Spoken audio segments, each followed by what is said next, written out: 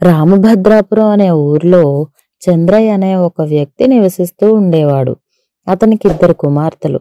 వారు పుట్టిన వెంటనే వారి తల్లి మరణించింది. అప్పటి నుంచి చంద్రయ్యే తన ఇద్దరు పిల్లల్ని ఏ లోటు లేకుండా చూసుకునేవాడు. చంద్రయ్య తన ఇద్దరు పిల్లల్ని సమానంగా చూసినప్పటికీ ఊరిలో మాత్రం ఇద్దరిని వేరువేరుగా చూసేవారు. ఎందుకంటే చంద్రయ్య కూతుర్లలో మొదటి కూతురైన రమణి చాలా నల్లగా ఉండేది. రెండవ కూతురైన చంద్రమణి చాలా తెల్లగా ఉండేది. ఇలా ఉండగా వారిద్దరూ పెళ్ళిడికి వచ్చారు.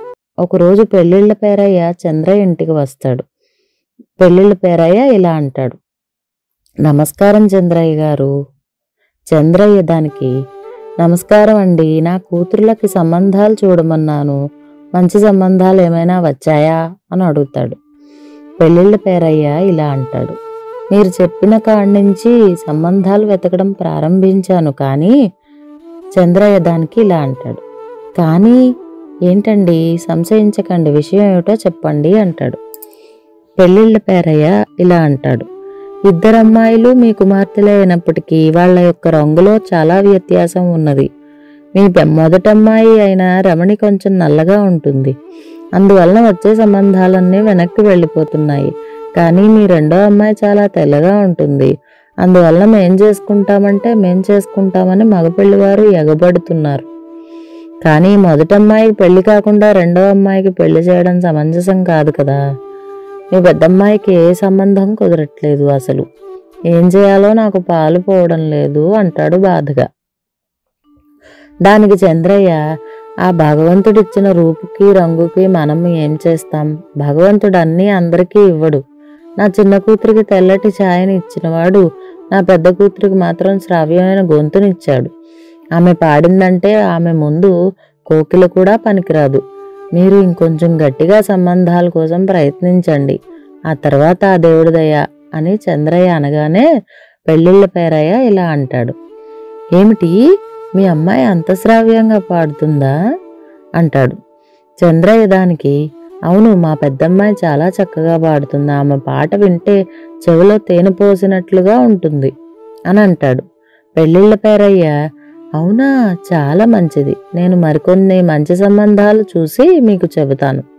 సరే మరి, ఇక నేను వెళ్ళి వస్తాను అంటాడు. అని చెప్పి అక్కడి నుంచి వెళ్ళిపోతాడు.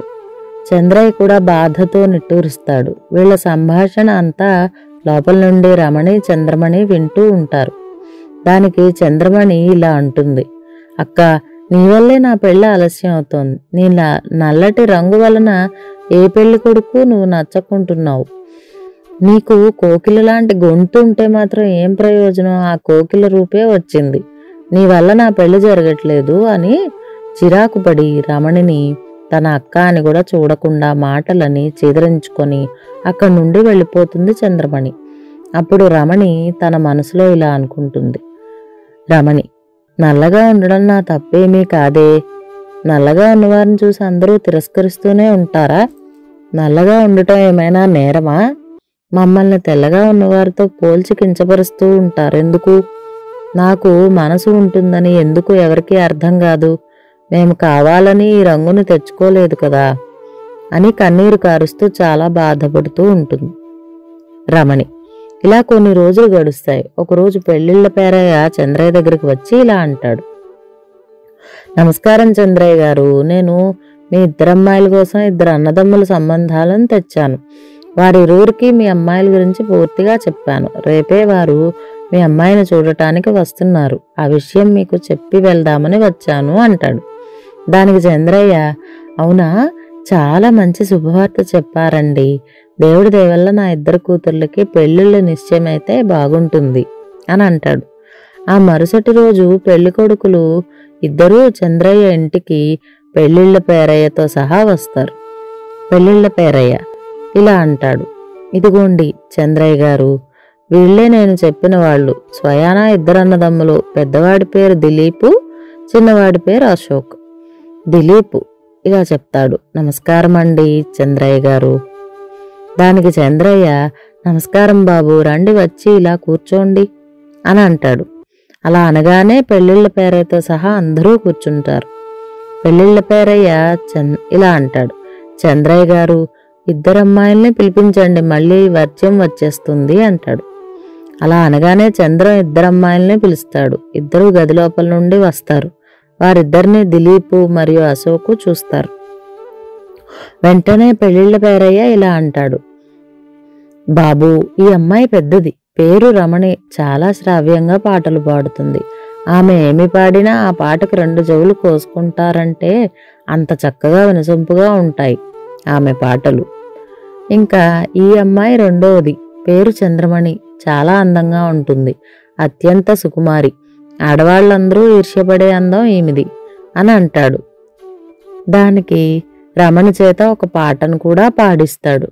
పెళ్లిచూపుల కార్యక్రమం ముగిసిన వెంటనే అశోక్ నాకు రెండో అమ్మాయి నచ్చింది అని చెబుతాడు. దిలీప్ మాత్రం బాగా ఆలోచించి నేను రమణినే చేసుకుంటానని చెబుతాడు. దానికి చంద్రయ్య, పెళ్లిళ్ల పేరయ్య ఇద్దరూ సంతోషిస్తారు. సంబంధం ఖాయం చేసుకుని త్వరలోనే మంచి ముహూర్తం పెట్టి 2 జంటలకు పెళ్లిళ్లు జరిపిస్తాడు చంద్రయ్య.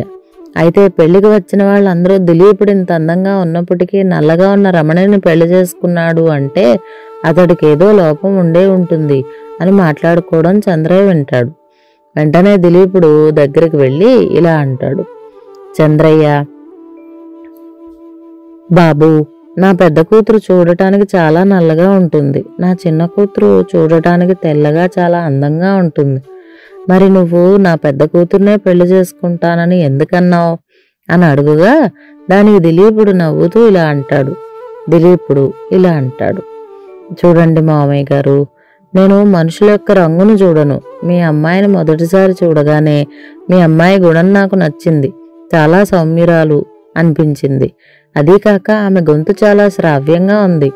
ఆమెతో నేను మంచి మంచి కచేరీలు పెట్టిస్తాను. ఆమె తీయటి గొంతు చాలా మంది వింటారు, అభిమానులు కూడా అవుతారు. ఆ భగవంతుడు ఆమెకు అందమైన గొంతునిచ్చాడు, పెద్ద వరమే ఇచ్చినట్టు నన్ను అడిగితే. దానితో ఆమె నలుమూలలా కీర్తిని గడుస్తుంది, పైగా ధనాన్ని కూడా పొందవచ్చు. ఇన్ని సద్గుణాలు కలబోసిన మీ పెద్దమ్మాయికి కాక కేవలం సుకుమారైన తెల్లటి ఛాయగల మీ చిన్నమ్మాయిని ఎందుకు పెళ్లి చేసుకోవాలి అని అనగానే చంద్రయ్య కంటిలో నీళ్లు వచ్చి తన అల్లుణ్ణి చెయ్యబట్టుకుని కృతజ్ఞతలు చెబుతాడు. హలో ఫ్రెండ్స్, ఈ స్టోరీ మీకు నచ్చితే మా ఛానల్ని సబ్స్క్రైబ్ చేసుకోవటం మర్చిపోకండి. సబ్స్క్రిప్షన్తో పాటు ఆ పక్కనే ఉన్న బెల్ ఐకాన్ని క్లిక్ చేయటం వల్ల మేము అప్లోడ్ చేసే ప్రతి స్టోరీ మీకు నోటిఫికేషన్ రూపంలో వస్తుంది. అలాగే మా ఛానల్లోని స్టోరీస్ మీకు నచ్చితే మీ ఫ్రెండ్స్తో కూడా షేర్ చేయండి. ఈ వీడియోకి ఒక్క లైక్ చేసి మమ్మల్ని ఎంకరేజ్ చేయండి.